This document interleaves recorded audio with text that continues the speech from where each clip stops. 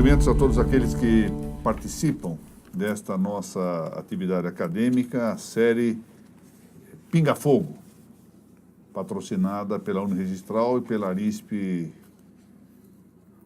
uma e outra, sob a reitoria do Dr. José Renato Nalini e a presidência do Dr. Francisco Raimundo.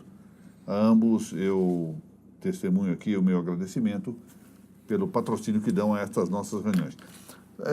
Os senhores sabem que as nossas reuniões aqui são reuniões opinativas, de debate. O propósito do Pinga Fogo é trazer questões controversas, umas mais, outras menos, e permitir que nós aqui estabeleçamos um certo debate, uma certa linha de entendimento, nem sempre convergente, nem sempre uniforme, e muitas vezes suscetível de correções posteriores.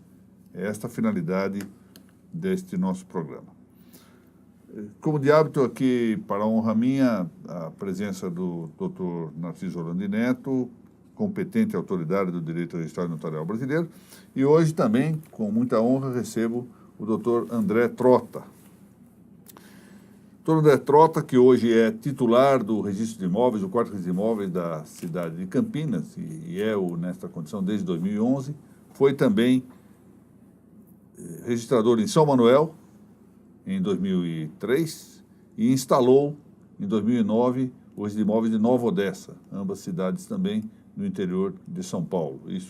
Essa instalação se deu em 2009. Muito bem-vindo, doutor André, e vamos aqui passar as nossas perguntas de hoje. O advogado doutor Luride Aguiar Barreto, da cidade de Umbuzeiro, da Paraíba, honra-nos aqui com duas indagações. Primeira pergunta que faz, se é da competência do registro de imóveis ou se é da competência do registro de títulos e documentos um registro de contrato bancário não cedular que preveja o penhor rural sobre coisas empenhadas em imóveis apossados, ou seja, imóveis sob posse e não de posse derivada de propriedade. Doutor Narciso. Olha, só vou interromper para dizer o seguinte, se houver dúvida de leitura, podemos consultar aqui o Vadimecum, cartório 2018, que foi organizado pela doutora Laura Contreira Porto, pelo doutor Pedro Martins Bragatti e doutor Rodrigo Pacheco Fernandes. Uma obra interessantíssima que está sendo vendida apenas eletronicamente, junto à editora Primus. Doutor Narciso. Então, o penhor rural é um contrato de penhor especial.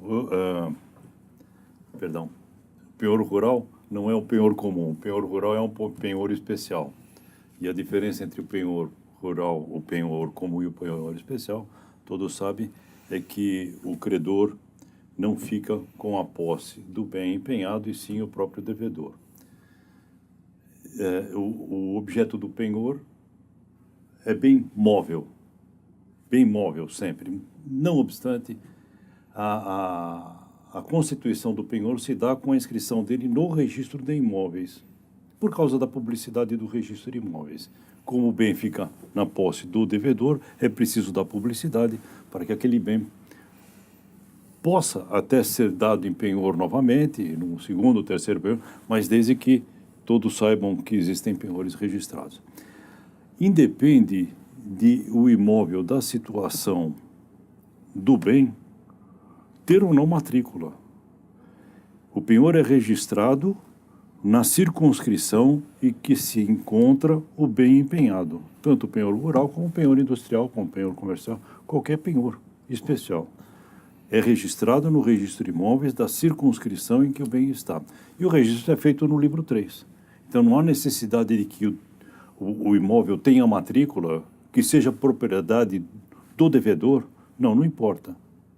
Importa saber e que o contrato especialize a localização do imóvel do bem dado em penhor, na cédula de crédito. Ou na cédula de crédito, ou no contrato de penhor, comum, sem ser cédula.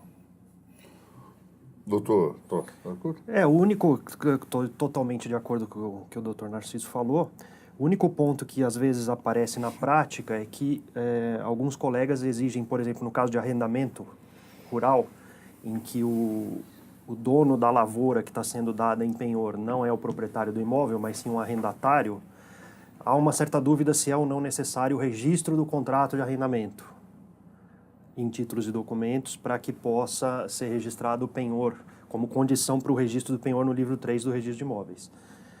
Alguns colegas fazem essa exigência, mas eu acho que não é uma coisa necessária, uma condição para que... o banco tem que se preocupar com isso, Então, na verdade, André, né? suponha que o devedor que esteja dando bem em penhor tem a sua posse, ele não é arrendatário. Nem arrendatário, né? Ele não tem. Por isso que eu acho que realmente Então, não é necessário. eu acho que a lei não exige absolutamente nada. Mesmo que ele seja o arrendatário do imóvel, eu não vejo por que ele deva provar, porque o que importa é a situação do bem. Não importa de quem é o imóvel. O bem está num determinado imóvel, fixa a circunscrição competente para o registro do penhor. Eu Não acho vejo que é isso necessidade mesmo. de prova de registro de arrendamento. Até porque é o que o senhor falou, né? Às vezes nem arrendatário ele é. Não, E então. aí ele ficaria o quê? E Impossibilitado. a questão de colocada pelo doutor Yuri é exatamente essa. Só questão. posse, Só né? posse. Exato. Bom, de maneira que não há também nenhuma possibilidade de fazer controle de consecutividade ou continuidade nesse tipo. Não. Me parece que não. Tanto problema mais nenhum. que não há necessidade de matrícula. É. Doutor André Trota, vamos aqui a uma pergunta feita também pelo doutor Luridia Aguiar Barreto, lá da Paraíba. Nos casos de georreferenciamento,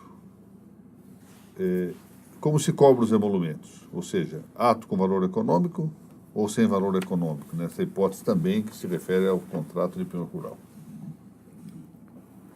Então, aqui duas coisas eu acho que são importantes, né, ser abordadas para responder isso aqui.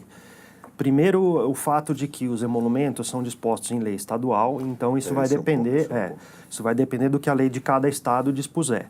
No estado de São Paulo, isso não estava claro até alguns anos atrás, houve uma modificação na lei de emolumentos do estado de São Paulo para dizer expressamente que a retificação é feita com conteúdo econômico. Aí vem a segunda questão, o georreferenciamento é uma retificação ou não é? E aí, bom, a lei de registros públicos diz que independe de retificação a averbação do georreferenciamento. Esse dispositivo, para mim, ele é bem... se for levado ao pé da letra, ele pode gerar situações muito perigosas do ponto de vista da propriedade, porque o proprietário pode ver o imóvel completamente retificado com um georreferenciamento sem que se faça uma retificação. Eu acho que isso não é possível. Vamos tomar um exemplo aqui. Um imóvel que tem uma descrição muito precária na matrícula, o sujeito pede o levantamento georreferenciado, obtém a certificação no INCRA. Para essa descrição entrar na matrícula, se for seguir o que está na lei expressamente, não seria necessário fazer retificação, ouvir os vizinhos e assim por diante. Mas nesta hipótese, me parece que a retificação é indispensável, porque além de incluir os vértices georreferenciados, vai alterar linhas perimetrais, medidas, enfim, vai produzir uma modificação que não fica restrita à mera inclusão dos pontos georreferenciados. Então, eu acho que tem que fazer essa distinção. Quer dizer, se a pessoa já tiver um imóvel bem levantado, até com a técnica do georreferenciamento, mas ainda não tiver a aprovação do INCRA, né? Aí ele obtém depois essa certificação do INCRA e quer trazer esses dados para a matrícula, nesse caso não precisa retificar, porque as linhas perimetrais não vão mudar, não vai ser alterada a área, os azimuts, nada disso. Então, me parece que se o georreferenciamento também implicar na retificação, no estado de São Paulo, a cobrança tem que ser feita com valor. Se o georreferenciamento for uma mera inclusão das coordenadas dos vértices que já existiam na matrícula, aí me parece que não há retificação e, portanto, não seria uma cobrança com valor. Eu acho que esse que é o ponto que precisa ser visto. Eu não tenho dúvida de que o georreferenciamento é retificação, é uma espécie de retificação, não existe não há possibilidade de se colocarem os vértices georreferenciados numa descrição que não partiu desse pressuposto, que não houve preocupação. Todo georreferenciamento implica alteração da descrição das divisas para o certo. E a alteração da descrição das divisas é retificação, queira ou não. Agora, não se faria essa distinção? Não, eu acho que todo georreferenciamento exige a audiência dos confrontantes. Então, eu me recordo de uma frase interessante de um físico português. No auge da história aqui do georreferenciamento, que você fazia em tudo, em todos os imóveis. Aqui, São Paulo chegou a pensar até fazendo os imóveis urbanos, com um custo que seria impensável. Um grande físico português diz, olha, essas histórias são curiosas, porque as exatidões obtidas por meio do georreferenciamento são absurdas. Aí diz assim, entretanto, esse é o ponto, são sempre arbitrárias, porque elas partem de uma afirmação arbitrária e podem não ser de todas exatas. Mas veja, dificilmente, e nisso eu estou de acordo com o doutor, dificilmente uma indicação que não seja anteriormente georreferenciada, com o georreferenciamento não vai sofrer modificação. É praticamente impossível. Praticamente impossível. E em 100% dos casos, há alteração da área no georreferenciamento. Não tem como não haver. Se você fizer 2 georreferenciamentos, pode dar uma diferença de área. Inclusive isso tem o sistema CIGEF é diferente do anterior, dá diferença de área. E de medidas, às vezes. Os 2 mesmos vértices, se adotar uma determinada medição, dá uma determinada medida. Se adotar outra medição, a medida vai ser outra, embora os vértices sejam os mesmos. Porque um leva em consideração a altitude e o outro não.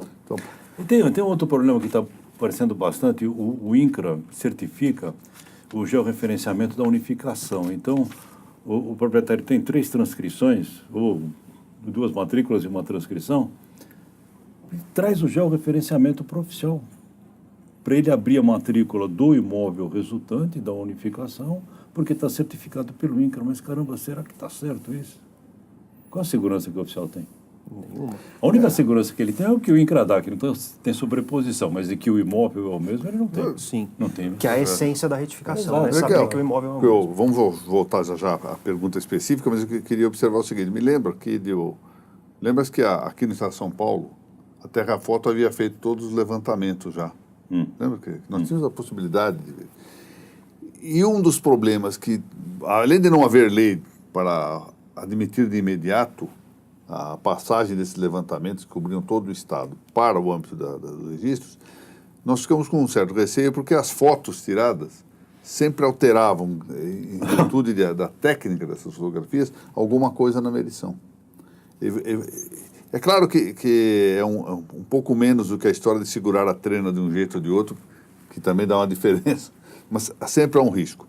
E eu vejo que a resposta já genericamente adotada para todos os casos de georreferenciamento evita aqui a especificidade que eu tinha entendido entre a primeira pergunta e a segunda. Você imaginava que junto com o registro do contrato bancário viria também o georreferenciamento. Mas essa pergunta, a resposta genérica já cobriu tudo. No fim, a pergunta do Dr. Yuri ficou com a resposta do André, né? Aqui em São Paulo, por expressa previsão na lei, na minha opinião, por ser retificação, cobra-se com o valor declarado e o valor é o valor venal do imóvel. Exato. Tá. Vamos lá, terceira pergunta. Parcelamento dos emolumentos devido ao tabelião de notas pode ser uma forma de captação ilegal de usuários? A pergunta é feita pelo Dr. Bruno Nepomuceno. E também, não sei se é uma pessoa só, não, parece que não, parece que é uma pessoa só. Bruno Nepomuceno e Cisne Correia Pinto, do belíssimo estado de Santa Catarina. Ou seja, o fato de o tabelião de notas admitir o parcelamento dos seus emolumentos é uma forma de captação ilegal de usuários. Isso é não só ilegal, mas também temos que usar. Isto é imoral ou não? Pode ser feito ou pode não ser feito? Mas eu não vejo imoralidade nem ilegalidade, sinceramente. Em relação à ilegalidade, desde que ele recolha a participação do Estado, integralmente, das outras entidades em dia, ele está parcelando o que é dele. Eu não vejo muita dificuldade em aceitar isso. E, na prática, existe muito isso. É inegável, o André deve saber disso. Existe muito parcelamento, principalmente nas grandes escrituras. Eu não vejo por que fosse captação ilegal de usuário. Assim, eu não gosto muito de opinar sobre o que o tabelião faz, mas o que as normas dizem no capítulo que vale tanto para os tabeliões como para os registradores é que... São Paulo, normas de São Paulo. São Paulo, normas de São Paulo, exatamente. É que não se pode deixar de cobrar ou cobrar a menos. Parcelar não é uma coisa nem outra. Isso. Então, o desconto não, absolutamente exato. não. Então, parcelar, como não configura nem a não cobrança, nem a cobrança a menor, em princípio... André, imagine que chegue lá no balcão uma pessoa, tem que pagar o registro e não tenha dinheiro. O senhor me parcela em 3 vezes isso daí, eu não tenho como pagar. Qual é o problema? Eu vou dar uma opinião aqui. É que o André não tem concorrência, porque ele é registrado de imóveis mas eu vou dar uma diferente, a opinião dinâmica é aqui, diferente. no meu modo de ver. Eu acho que nós precisamos ver um pouquinho o tema no âmbito da intenção. Uma coisa é o notário ser procurado por clientes, e a expressão cliente é muito boa porque indica a fidúcia, que tem a confiança do cliente. Tá. E ali, ele diz, olha, dá para parcelar sim. Outra é ele oferecer o parcelamento como condição de captação. Porque aí então muda um pouquinho a intenção. Parece que nós talvez pudéssemos seguir. De fato, na prática é difícil descobrir quando é uma coisa ou é outra, mas acho que isto muda muitíssimo. Ou seja, qual é a intenção desse parcelamento? Efetivamente, favorecer aqueles que já são clientes, que escolhem um notário e que estão com dificuldade, ou é uma forma dele fazer publicidade para que mais gente vá? Então, nessa intenção... No site dele colocar parcelão... exatamente. Sabe que, por exemplo, há uma reclamação, eu não quero aqui examinar, não quero ser leviano para dizer que se está bem ou está mal, do ponto de vista fático, se ocorre ou não, mas é uma reclamação frequente de que nas zonas de fronteira, a diferença da tabela de custas influi decisivamente nos chamados livros viandantes. São os livros que saem de uma comarca, de um estado para ir a outra para realizar os atos na comarca ao lado. Exatamente pela diferença de emolumentos. Essa prática aí não conhece fronteiras, não, viu? Não conhece fronteiras, não. Eu não quero ser leviano de afirmar que ocorre assim, mas ouvi dizer que assim é. Bom, portanto, eu penso que talvez aqui verificar a intenção com que se dá esse parcelamento pode levar ao campo da imoralidade, quando não da ilegalidade, mas pelo menos da imoralidade. Não, nesse caso aí configuraria a concorrência desleal, né? Parece. E seria o antiético o comportamento, né? Doutor André Trota, vejamos aqui outra pergunta do doutor Bruno Nepomuceno e Cisne Correia Pinto, de Santa Catarina. Diz ele o seguinte: o artigo 34 da resolução número 35 do Conselho Nacional de Justiça veda a lavratura de escrituras públicas de separação e divórcio quando a mulher estiver grávida.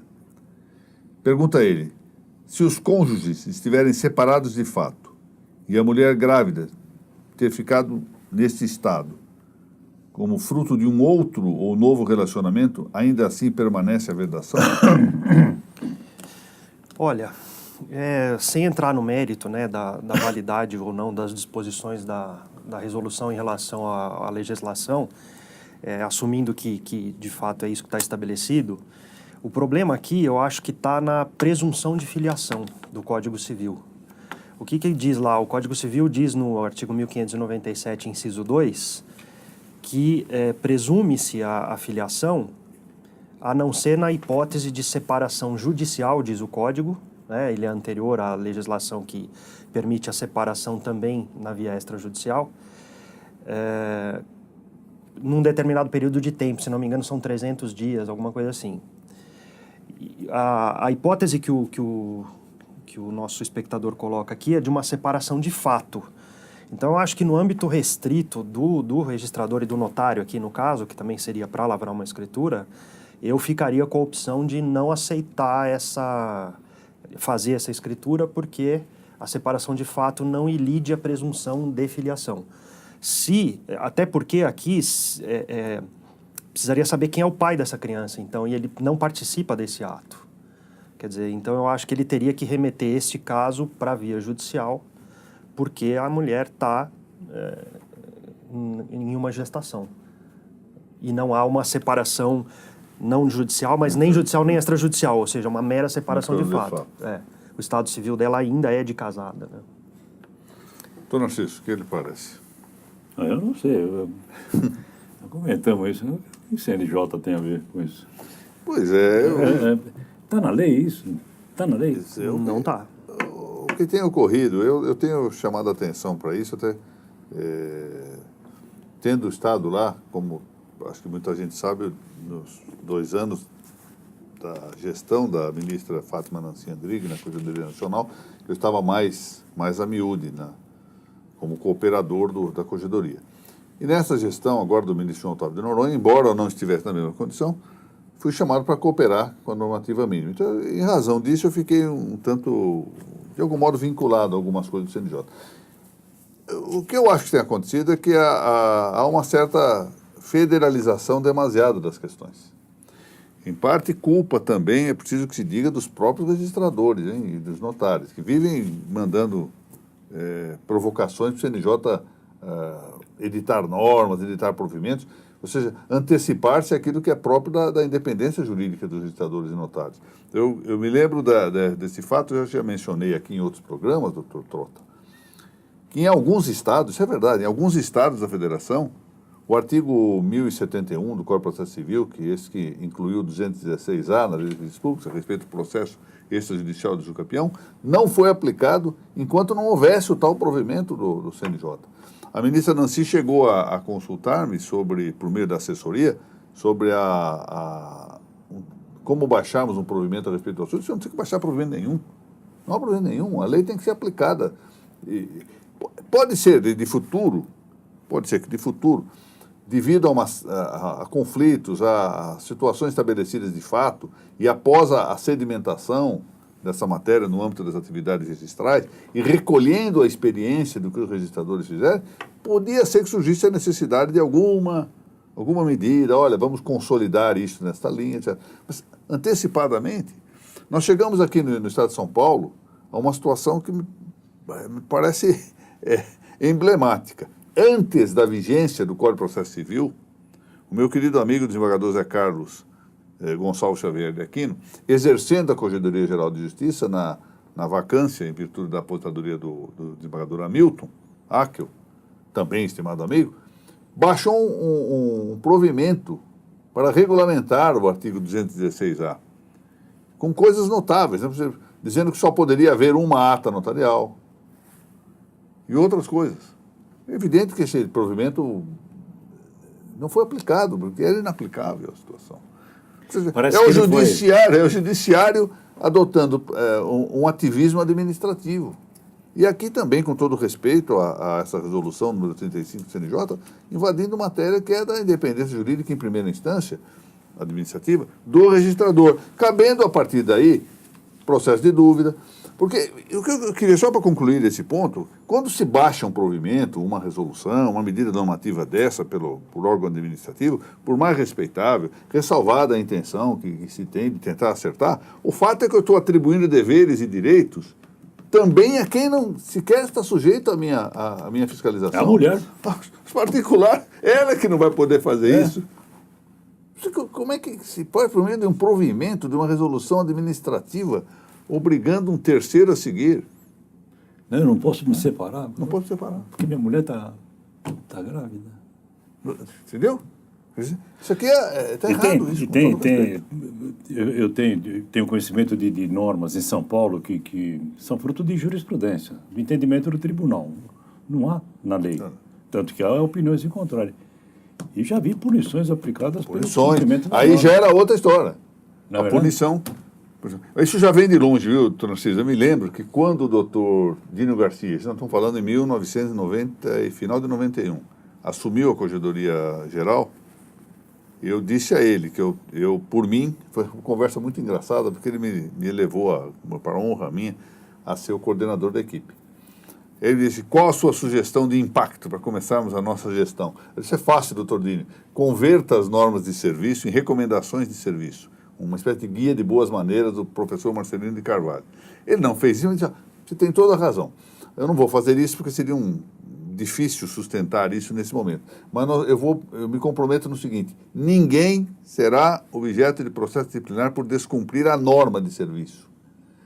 Poderá responder se a norma de serviço se referir à lei. Assim, por lei eu posso baixar alguma coisa, por norma de serviço não. Estou criando até isso, esse risco de não se cumprir uma norma dessa.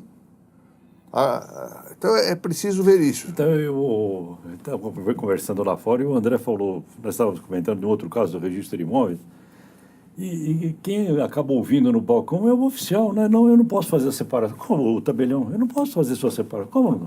A senhora está grávida. E daí? Eu quero me separar, por que eu não posso me separar? É absurdo, não? Veja, se o critério era a ausência de lide para desjudicializar e levar para o notário, esse é um caso típico. Se não há lide, faz. Ele vai para o juiz. Muito bom. Vamos avançar aqui. Em um pinga-fogo anterior, diz a doutora Luciana Walcol, houve uma pergunta da doutora Thais, suspeito que é a doutora Thais Castelo Branco, lá de Trairi, no Ceará. A pergunta dizia respeito à ocasião do falecimento do requerente num procedimento durante a tramitação. Penso que é aquele caso da usucapião, se devia ou não. Aquele que preencheu os requisitos dados pela lei para isso mesmo, aquisição do domínio pela via administrativa e assegurada a sua eficácia com a data da notificação. A minha dúvida é a seguinte: não se poderia, diz ela, por segurança jurídica, pedir para que se fizesse a abertura do inventário e nomeação do inventariante pela via judicial e até mesmo extrajudicial para a continuação do procedimento? O imóvel, no deferimento do pedido em virtude do preenchimento dos requisitos, será registrado em nome do decúios e concomitantemente averbado o seu óbito. Quem quer começar? Então, mas para registrar em nome do decúio, precisaria fazer o inventário. O inventário seria feito para se atribuir a posse aos herdeiros. Fazer a partilha. E aí eles teriam que se habilitar no processo de usucapião. Seria muito demorado. Então, sabe que a discussão era essa. A pergunta da doutora Thais Castelo Branco, que nós respondemos assim na reunião passada, era no sentido de assim, feito um pedido, estando em curso um processo extrajudicial de usucapião, morre o requerente, em nome do qual se fará o registro da usucapião. A necessidade de habilitação, ou outra via de habilitação seria essa: paralisa e vai para o inventário, ou não. Aparentemente, o que nós chegamos aqui é mais ou menos uma conclusão provisória, se eu bem me lembro, o doutor Narciso me corrigirá, se eu dizer o seguinte: em princípio, não precisa habilitar, por dois motivos. Primeiro, porque isso não se faz com os outros títulos. Qualquer situação que alguém peça um registro, esse registro vai ao final, se morrer ou não no meio, continua. Eventualmente, essa habilitação seria necessária por causa do impulso do processo. Se houvesse necessidade de uma diligência, suscitação de dúvida, porque aí a procuração passada ao advogado já não valeria mais. Isso exigia uma situação eventual, mas de um modo geral isso não seria necessário. Eu não sei qual a sua opinião. Então, o usucapião ainda está bem cru, né? A gente vai precisar ter casos práticos. Não chegou nenhum no meu cartório ainda. Mas me parece que aqui, embora seja um procedimento, ele não tem os impulsos que poderiam acontecer durante o procedimento. Cumprir exigência. Cumprir exigência. A quem o oficial iria intimar para cumprir exigência se o requerente faleceu? Esse seria só essa dificuldade. Eu falo o seguinte: isto pode ocorrer em qualquer tipo de registro, não só no usucapião. Pode. A situação mais duvidosa seria, que também pode ocorrer em outros registros, a citação de dúvida. Quando um advogado pede a citação de dúvida, por exemplo, em favor do... E qual era meu medo, doutor André? Se nós admitirmos a habilitação do requerente, vamos ter que admitir também, por espelismo, a habilitação de todos os intervenientes. Então, morre alguém que concordou com o pedido na origem, nós também temos que habilitar. E vai por dentro. Parece-me exagerado. Não tem fim, né? Não a coisa fim, fica... E não há dificuldade em se registrar a usucapião em nome do requerente, ou até do espólio, que acertadamente o Conselho tem decisões admitindo, porque o espólio não está adquirindo pela usucapião. A usucapião é apenas declaratória de uma coisa que aconteceu quando ele era vivo, né? Não, mas mesmo que for, eu lembro que eu falei isso lá, nem sei se totalmente certo ou não. Imagine o seguinte, eu adquiro o imóvel e morro. Aí, mas eu, antes de morrer, lavrei um compromisso de compra e venda com alguém. Aí esse promitente comprador tem interesse em registrar em meu nome o imóvel. Eu já morri, não pode? E se habilita os herdeiros, depois o compromisso não vai ter continuidade. Né? Então, eu acho que não há necessidade, não. A providência é uma superfetação, a meu ver. Eu acho que a questão seria de representação da pessoa falecida, né? Se seria o espólio representado pelo inventariante ou se pelos herdeiros, né? Mas acho que continuaria sendo o ato praticado com toda certeza em nome da pessoa que ingressou com o pedido. Exatamente. E aí estabiliza-se com a prenotação, a meu ver. Exato. Outra coisa seria eventualmente um ato de processo que pudesse... Parece que é isso. A doutora Ellen Lírio Rodrigues de Oliveira, lá de Salvador, uma grande registradora lá, já esteve no Registro Civil, esteve lá brilhando no FECOM da Bahia, e agora, mediante concurso público, se tornou titular do primeiro registro de imóveis, que eu até tive a oportunidade de conhecer. A Ellen é uma querida amiga, uma família magnífica. Aproveito para mandar abraço ao Augusto, pai, Augusto, filho, e ao Pablo. Pergunta a ela o seguinte: tenho recebido com frequência ordens judiciais oriundas de varas de relações de consumo, que em ações de obrigação de fazer e adjudicação determinam em série de liminar a transferência da propriedade de determinado bem ao autor e que também se cancele hipoteca incidente sobre o imóvel. E pergunto o que pensamos sobre a possibilidade de ingresso desses títulos na matrícula. Doutor André, começa com o senhor. Então, é uma situação bem espinhosa, né? Porque temos aqui uma ordem judicial no âmbito da jurisdição que determinou esse registro. O cancelamento tem previsões expressas na Lei de Registros Públicos exigindo o trânsito em julgado da decisão, né? Aqui ela fala do cancelamento da hipoteca, no 250, inciso 1, e no 259 da 6.015 consta lá que precisa do trânsito em julgado para fazer cancelamento. Mas e se vem concretamente, né, uma ordem de registro em sede liminar do processo? O que fazer com isso? Eu acho que do ponto de vista do registrador, ele não tem como não fazer o registro, né? Tem que cumprir a ordem judicial. O cancelamento, eventualmente, ele poderia opor numa exigência aí o trânsito em julgado, virar uma contra-ordem do juiz dizendo que não, que é liminar. Aí tem a questão do trânsito em julgado da decisão interlocutória, que é a inexistência da interposição de um agravo de instrumento, né? Então, mas enfim, eu acho que diante da insistência não tem como deixar de se fazer o registro. Mas é uma situação inadequada, né? Quer dizer, se depois a ação no final a liminar não se confirma, desfazer esse registro ou desfazer o cancelamento é muito pior do que, enfim, o que poderia aqui, uma solução muito mais adequada seria fazer uma inscrição da existência da ação com base na lei de concentração, que o juiz pode determinar, inclusive nas ações de conhecimento, né? Então, acho que é até conveniente que se dê publicidade da existência da ação para que terceiros não comprem esse imóvel sem saber, né? A publicidade da existência da ação é muito mais forte se tiver o registro ou a averbação da existência dessa ação na matrícula. Registrar uma transmissão que depois pode não se confirmar é no mínimo inadequado, mas diante de uma ordem judicial eu não vejo como não cumprir. Doutor Narciso, o que acha? Bom, eu faço uma crítica inicial aqui em relação aos títulos judiciais. Doutor Ricardo, cada vez mais piora a qualidade dos títulos judiciais. Os cartórios judiciais, André pode me desmentir se eu estiver errando. Os cartórios judiciais não conseguem transformar em título judicial a sentença do juiz. Se o título não vier acompanhado da sentença, o oficial não consegue cumprir.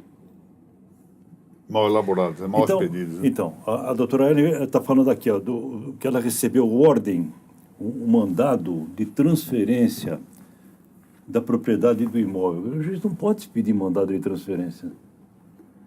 Ele não pode mandar transferir.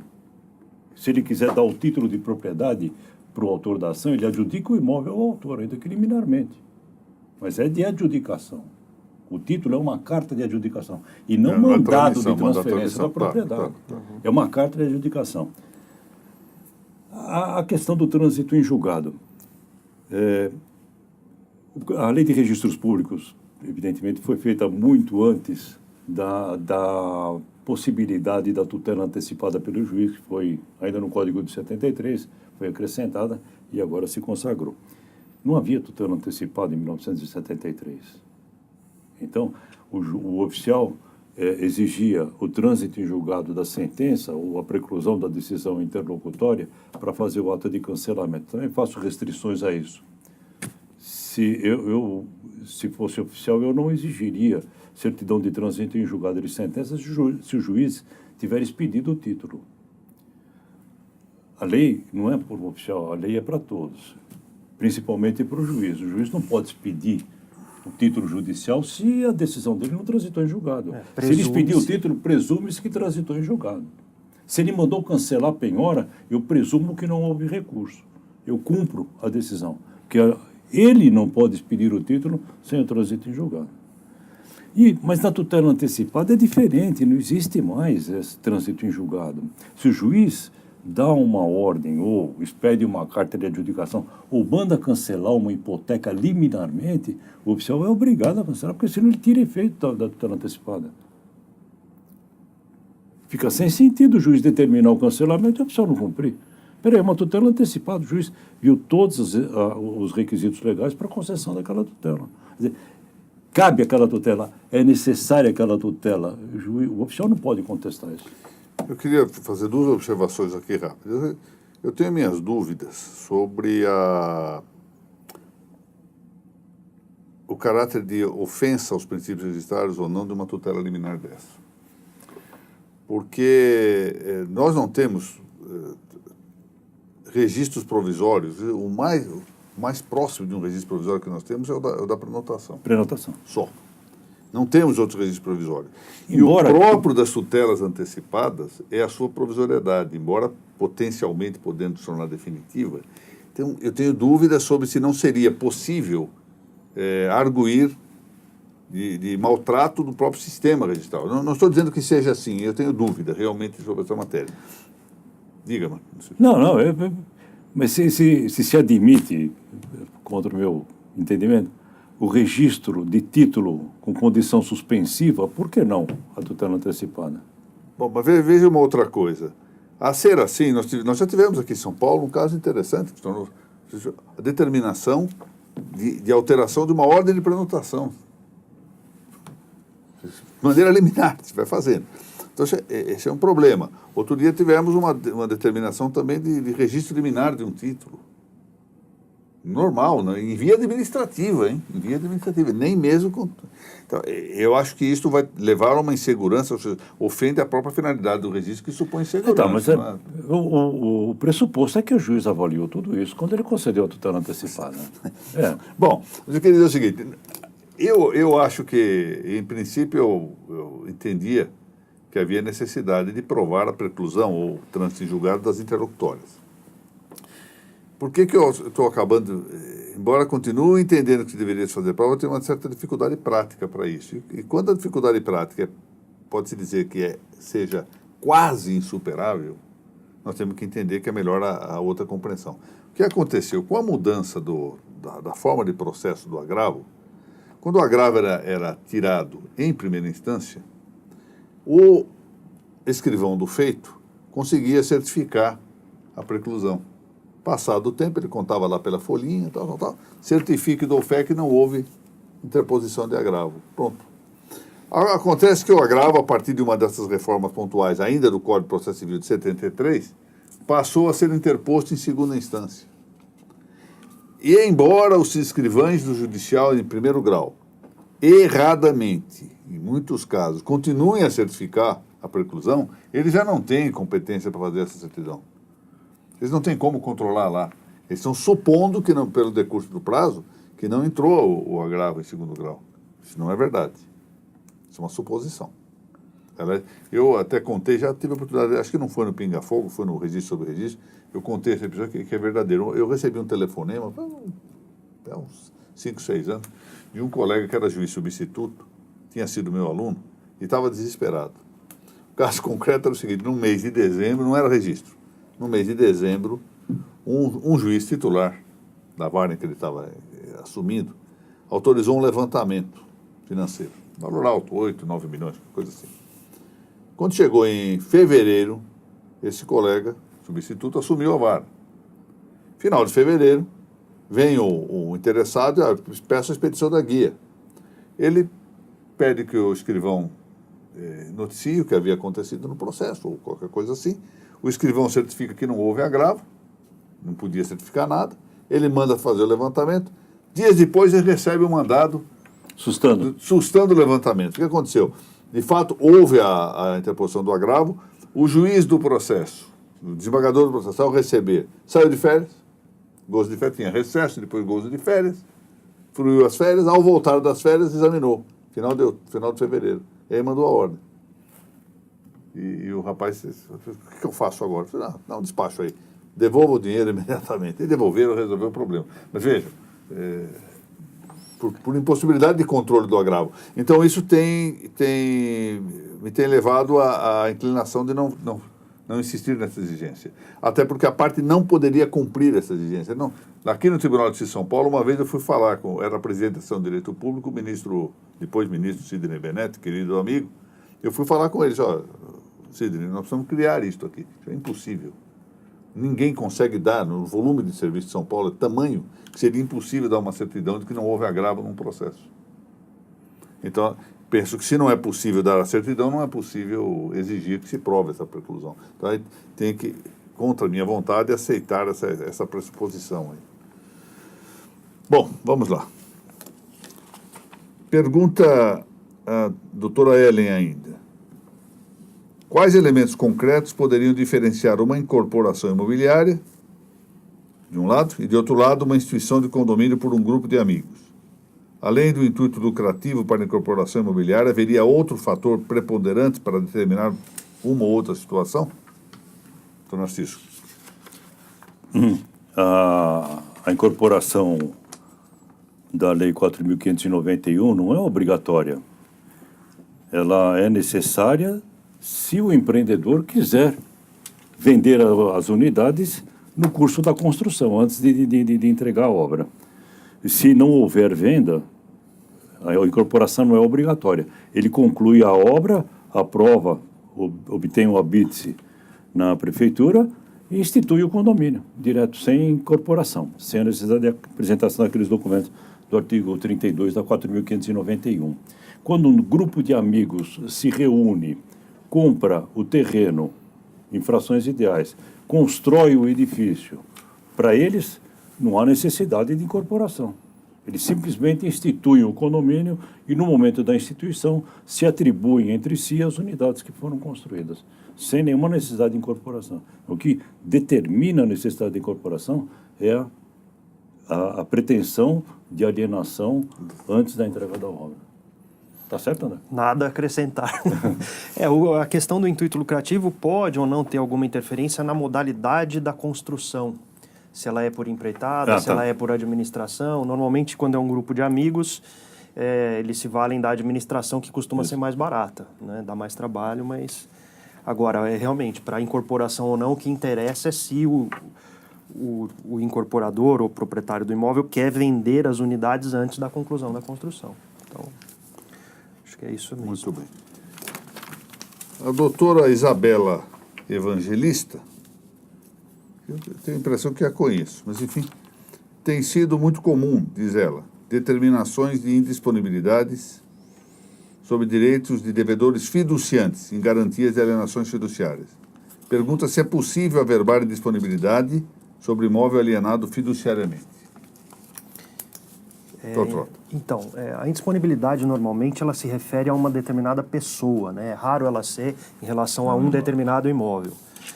É comum chegar a ordens genéricas de indisponibilidade em que nós fazemos a pesquisa no nosso indicador e consta lá que aquela pessoa é apenas uma fiduciante. Ela tem só um direito de retomar a propriedade caso ela obtenha a quitação do financiamento. Aquilo tem um conteúdo patrimonial, ela pode ceder esse direito, ela pode negociar com esse direito, até dar em pagamento para o próprio credor, enfim. Então, me parece que é possível fazer, sim, a averbação da indisponibilidade, não do imóvel, exatamente, mas não do imóvel, objetivamente, mas do direito daquela pessoa que teve os seus bens declarados indisponíveis. Se esse fiduciante quitar a obrigação garantida pela alienação fiduciária, aí sim a indisponibilidade passa a incidir sobre o imóvel. Quando ele readquire a propriedade. Né? Exato. Nós vamos, antes de encerrar aqui o nosso programa, eu quero dizer primeiro ao Dr. Rafael Pasquini e ao Dr. Mike Henrique que suas perguntas ficarão para o próximo programa. São duas aqui. E eu queria também pedir licença para fazer aqui uma alusão a um texto excelente, muito bem escrito, pelo Dr. Carlos Fernando Preto Reis, que é lá de Porto Alegre, que se diz aprendiz de Porto Alegre, mas que, na verdade, faz considerações muito interessantes e, volto a dizer, muito bem escritas. E dizer, não há propriamente uma pergunta, mas há uma série de comentários muito pertinentes que faz, e em determinado trecho desse seu comentário, ele faz uma observação a respeito dos princípios. Ele está chamando a atenção especialmente para a questão dos princípios. Diz ele, princípios são normas com conteúdo impreciso que demandam atividade valorativa por parte do operador do direito, etc. E vai por aí afora com referências muito interessantes. Não seria possível aqui que nós respondêssemos a fundo, mas eu não queria deixar de fazer umas pequenas observações aqui acerca de um tema pelo qual eu tenho, ao longo do tempo, demonstrado uma certa empolgação em conhecer. Na verdade, rapidamente, para arrematar de maneira concisa essa matéria, nós tínhamos até o século XIX um conjunto clássico, que hoje nós poderíamos chamar de princípios, e que se consubstanciava, em geral, com a referência a uma norma superior ao direito positivo, que era o direito natural, a lei natural. Como isso se perde, nós chegamos no século XX com o clímax, por assim dizer, do normativismo keynesiano, cujos resultados podem resumir-se, basicamente, no fato de que o próprio Kelsen reconhece que o direito nazista era para ele verdadeiro direito legítimo. Chegamos a esse ponto. Claro que depois, de maneira emblemática, o Tribunal de Nuremberg, nós vamos ver que isso não pode ser assim, e é preciso encontrar uma volta a um tema de princípio, às vezes não conseguem voltar ao direito natural, porque voltar ao direito natural representava voltar a toda a filosofia clássica, no fundo. Eles não podiam aceitar isso. Então encontram uma tentativa de convivência. E aí surge toda a obra de Dworkin, especialmente, para encontrar a ideia de princípios, que na verdade passam a ser utilizados como modos de não cumprir as normas. A ideia clássica de princípio vai muito além dessa restrição de todo esse pensamento, seja princípios fortes ou princípios frágeis, que de um modo ou de outro são familiares ao pensamento de Dworkin. No sentido de que princípios são todas as causas, todas as condições, todas as ocasiões relativas a um determinado ente, a uma determinada ação, a um determinado pensamento. Portanto, na ordem real, na ordem da ação e na ordem do pensamento. Então, não temos que adotar essa restrição de Dworkin como princípios, como normas elásticas, como a única, nem a principal, e, a meu ver, nem a sequer verdadeira limitação do conceito de princípios. Ora, o que hoje sim nós estamos vendo é que, para descumprir normas expressas, esse é o tema do ativismo, se invocam princípios.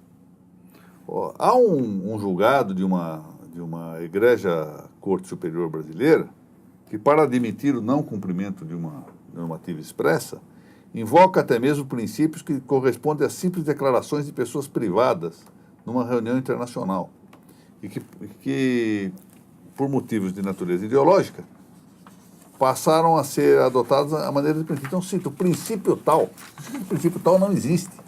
O princípio como se nós três fizéssemos aqui uma reunião nossa, fizéssemos uma declaração, nós acreditamos que, doravante, esse copo já não será de água, será de tal. Aí colocamos ali em cima, princípio da uniregistral.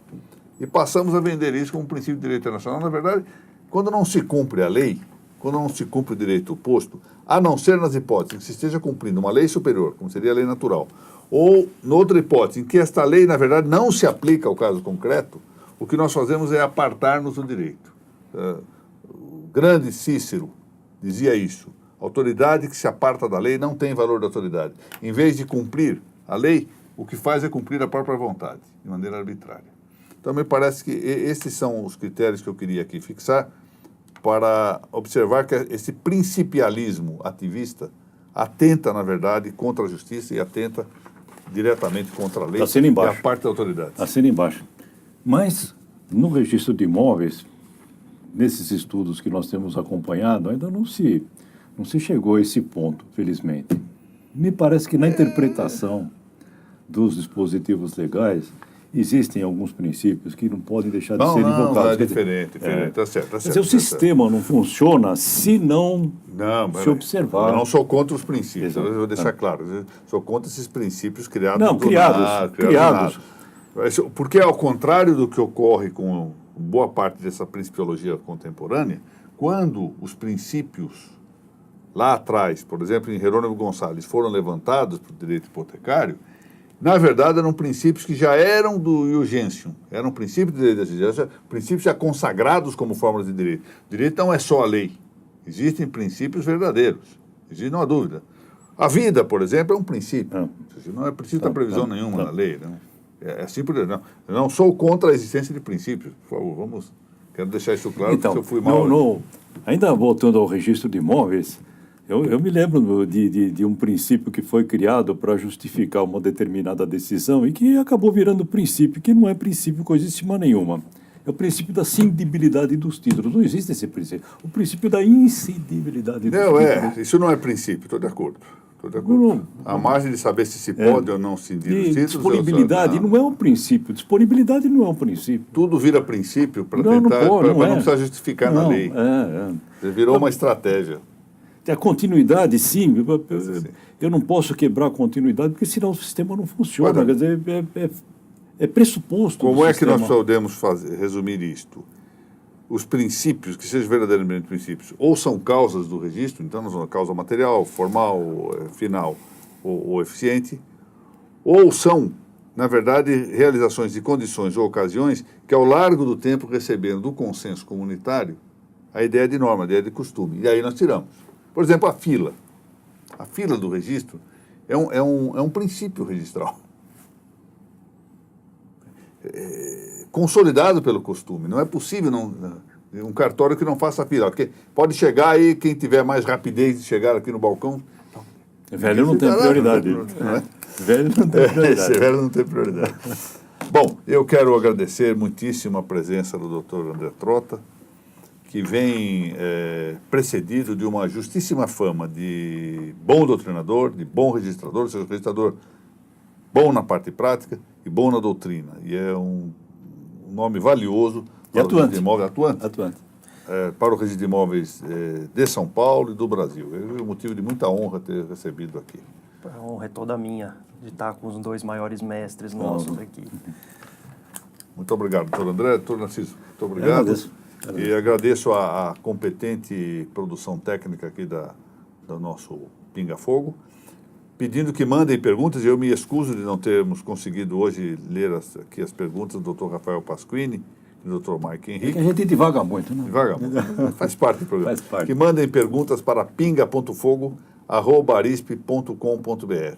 Repito, pinga.fogo@arispe.com.br. E até o próximo programa, se Deus permitir.